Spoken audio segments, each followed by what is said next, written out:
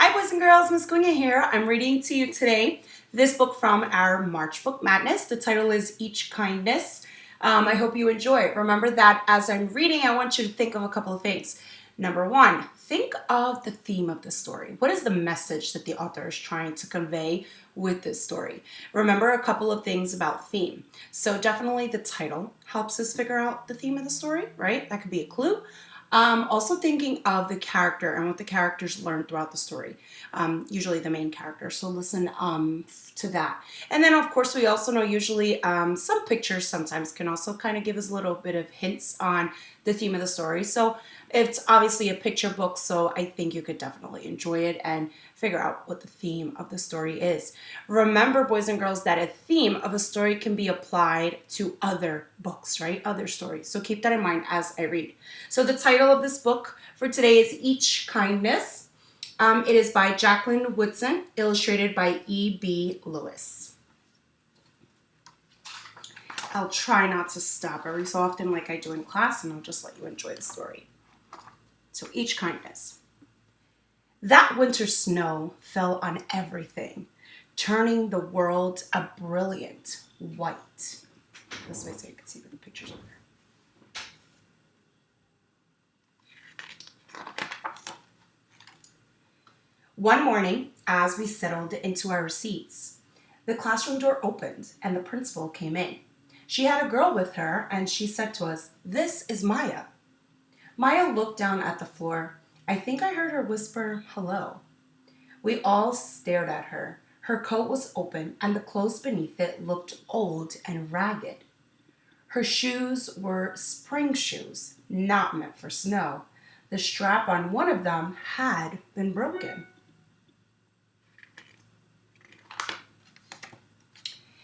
Our teacher, Miss Albert, said, "Say good morning to our new student."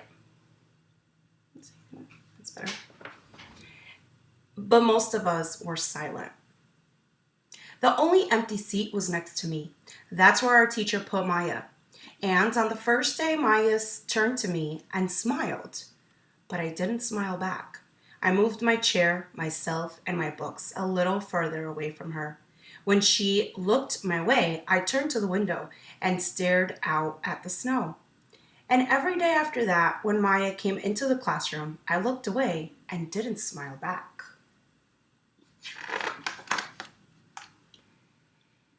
My best friends that year were Kendra and Sophie. At lunchtime, we walked around the schoolyard, our fingers laced together, whispering secrets into each other's ears. One day, while we were near the slide, Maya came over to us.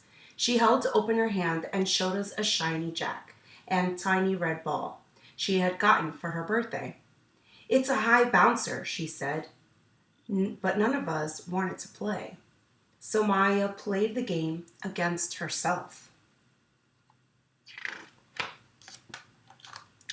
That afternoon, when we got back into the classroom, Maya whispered to me, "Bet you can't guess who the new Jack's champion of the world is." Behind me, Andrew whispered, "Chloe's got a new friend. Chloe's got a new friend." "She's not my friend," I whispered back.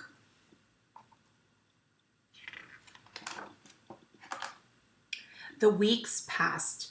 Every day we whispered about Maya, laughing at her clothes, her shoes, her strange food that she brought for lunch. Some days Maya held out her hand and showed us what she had brought to school: a deck of cards, pickup sticks, a small tattered doll. Whenever she asked us to play, we said no. Very nice. The days grew warmer. The pond thawed. Grass began growing everywhere snow had once been. One day, Maya came to school wearing a pretty dress and fancy shoes. But the shoes and dress looked like they belonged to another girl before Maya. "I have a new name for her," Kendra whispered. Never knew. Everything she had came from a secondhand store.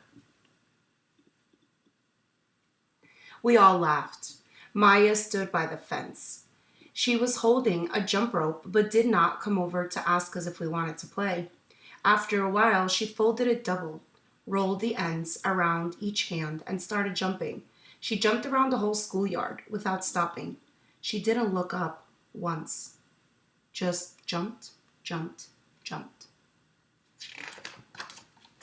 The next day, Maya's seat was empty. In class that morning, we talked about kindness. Mrs. Albert had brought a big bowl into class and filled it with water. We all gathered around her desk and watched her drop a small stone into it. Tiny waves rippled out, away from the stone. "This is what kindness does," Miss Albert said. "Each little thing we do goes out like a ripple into the world." Then Mrs. Albert let each of us drop the stone in as we told her what kind things we had done. Joseph had held the door for his grandmother. Kendra helped change her baby brother's diaper. Even mean old Andrew had done something. "I carried teacher's books up the stairs," he said, and Miss Albert said it was true. I stood there, holding Miss Albert's rock in my hand, silent. "But every small thing counts," Miss Albert said gently. But I couldn't think of anything and passed the stone on. Maya didn't come to school the next day or the day after that. Each morning I walked to school slowly, hoping this would be the day Maya returned and she'd look at me and smile. I promised myself this would be the day I smiled back. "Each kindness," Miss Albert had said, "makes the whole world a little bit better."